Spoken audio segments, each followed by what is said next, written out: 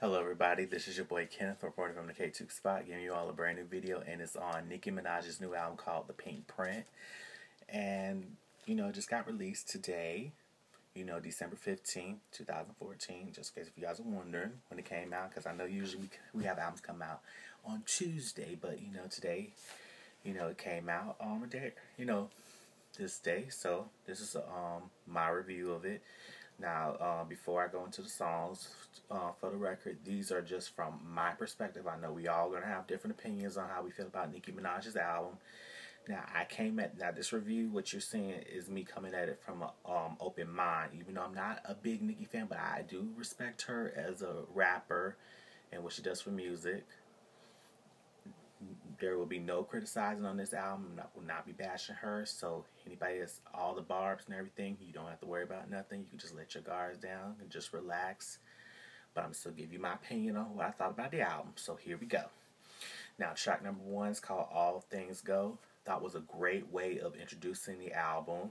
Now, it's talking about what she's gone through in her personal life. With losing, her with the loss of her cousin. Breakup. She had going on. How she wants her life to be. She wants to be married. She wants to have kids and all. And then, she was talking about, from my opinion, I feel like she was getting a lot of shit off her chest. If you guys, I don't mean to curse so hard, but I just have to keep it real. I just felt like she had to get a lot of that frustration out of her system. And you did well on that, Nicki. So, Nicki, if you're watching this, boo, I'm saying this out of love for you. Now, track number 2 and 3, called I Lied and The Crying Game, were very R&B Pop records, but they weren't bad tracks. I was really impressed. I was like, okay, interesting. And it just gave you you could tell just with the whole success of Nicki. You hear the crossover appeal that she's already had anyway, but you hear it more on those 2 tracks. But when you get into track number 4, which is one of my favorite tracks, called Get On Your Knees, featuring Ariana Grande. Now, I was very shocked Ariana Grande was on this record. It's a very sexy, risque record, and, I didn't expect Ariana Grande, even though we all know Ariana Grande is a grown woman now, 21 years old and all.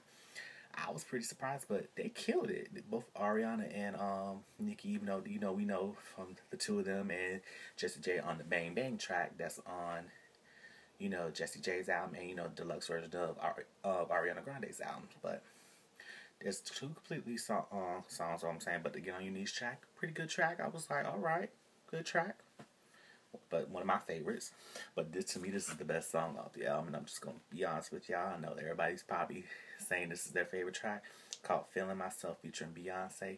And Beyonce, girl, you and Nicki, y'all work so well together. I was like, wow. And then Beyonce was doing her thing on the chorus of it all. But I feel like the 2 of them, they brought it, and hopefully they do make this a single and do a video for it. I'm just saying. I know everybody, hopefully y'all agree with me on that, but that's just what this to me is the best track. So hopefully y'all feel what I'm saying. Now the next track is called Only, which you guys already seen the video for. Music video for, that's featuring Drake, Lil Wayne, and Chris Brown, aka Chris Breezy. And I'll be honest with you, I heard the track. At first, I wasn't really sold on it at first. But, it took a couple listens for me. But, it's not that bad. I was like, okay. Now, I was kind of surprised, with Nicki just letting it all out. Because, how everybody's saying that she slept with Lil Wayne. She slept with Drake. She answered everything.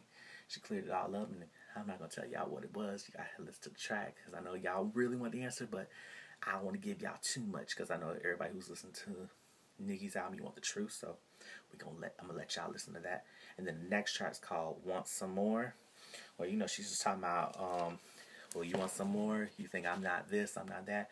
Had Eminem on my first album, had Kanye in my first album. I just felt like she was just saying, you want some more? You're not ready for what I have to offer. And that's just how I took it as a track. But it was an alright track. I wasn't couldn't blame her on that. It wasn't that bad. But when you get to 4-Door, and hopefully I might be pronouncing this wrong. Aventador or Aventador. Might be saying it wrong, but y'all get what I'm trying to say. That track right there is a hard beat. It was pretty blown away by Nicki. The track, I had to believe, like, the production was pretty good. Nicki wrote the beat perfectly as always. And then when you get to the next track called Favorite featuring Jeremiah, which is one of my favorite tracks. I feel like Jeremiah sang it, Nicki delivered on it, and it was just overall one of those records I feel like is a good crossover. And I feel like people may like it, some people may not like it, but I feel like it has good potential to be a good record for everybody to, you know, listen to. But next track's called "Buy a Heart" featuring Meek Mill.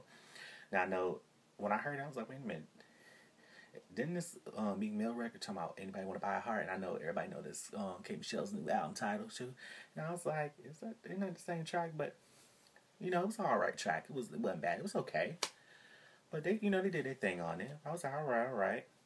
Now the next track's called "Trini Them Girls" featuring Lunchmoney Lewis. Now that track, I was surprised this wasn't a single. To introduce, like After Pills and Potions, but I know she did Anaconda. But it was. I think it could have been a great, song to just cross over, and would have gave her a different feel. The album probably got more exposure, but I feel like it was a pretty good track. I was like, okay, maybe Nicki would show her Trini side, but Nicki, keep doing your thing, boo. But you delivered on that one. Now Anaconda, we all know that song right there. Now I'm gonna be honest with y'all. When I first heard it, I was like, I don't know, but. I'm going to let y'all know the song is addicting, and, the song's stuck in my head. I hear it all the time. And plus, I was, like, wondering how she was going to do it with Sir Mix-a-Lot's Baby Got Back. But to me, I think she delivered, she's so sex more on it. But you know what? That's Nicki. Nicki going to do stuff, and she's going to shock people. And she knows she just, from what I'm hearing, I heard she did it as a joke. Just to give a shock value. And Nicki, I think you did your thing on that. Now the next track, and I feel like this could be one of my favorites, called "The Night Is Still Young," has a great hip hop club anthem, and I feel like I could really hear this on the radio and just hear this in people,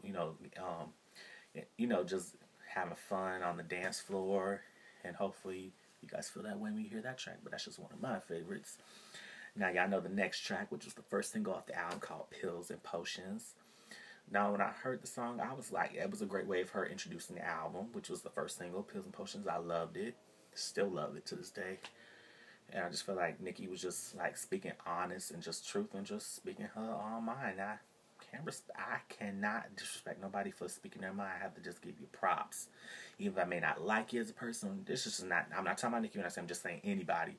If you speak your mind, even if I may not agree with everything you're saying, just keeping it real. Now, "Better Lies" featuring Skylar Grey. I like the song, another honest record.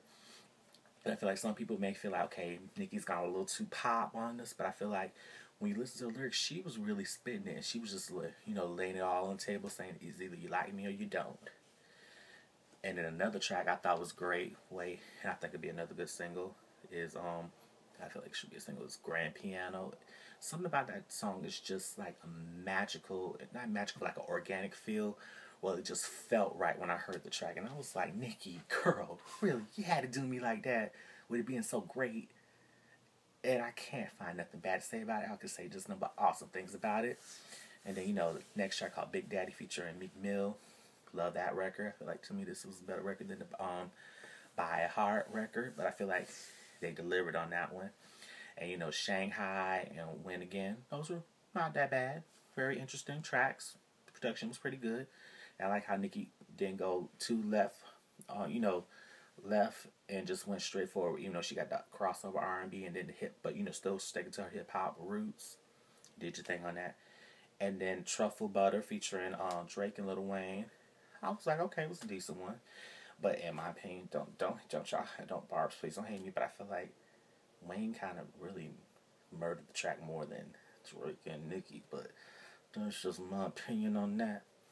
But overall, I feel like if I had to give it like out of 10, I'd give it an 8 out of 10. Now, it's not a bad album. I feel like, to me, it tops Pink Friday and her second album. I didn't really care for her second album, but I feel like this will top her Pink Friday album. And I feel like, do I think the Barbs will love this album? Hell yes. Make sure you guys go get it. It's out in stores everywhere and on iTunes.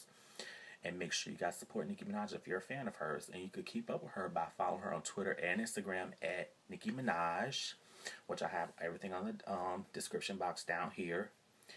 And it's on Twitter and Instagram, like I said, and Nicki Minaj. If you want to keep up with me, you can follow me on Twitter and Instagram at KTookes. The show that you're watching, the KTookes Spot, it does have a Twitter page at KTookes Spot. And for all the Barbs and everybody that just loves Nicki Minaj, please thumbs up this video by liking it. Make sure you share the video, and make sure you comment. Make sure you guys, after you comment, before you comment, listen to the whole album, the Pinkprint from Nicki Minaj, before you leave your comment. I know some people may not like Nicki, may have their opinions, but I feel like go at it with an open mind before you listen to, before you comment. And then after you listen to the album, then you write down your comments, what you think about her album. Because I want to know what your favorite tracks are. Did you think the production was alright? Give me your honest opinion about how you thought Nicki delivered on the Pinkprint. And also make sure you subscribe to this YouTube channel. Please, it's simple, it's free. You ain't got to be charged for nothing. And I want you guys to keep coming back and just support your boy right here, Kenneth. And it's easy. It's just push that subscribe button down here, and you'll be alert every time I drop a video.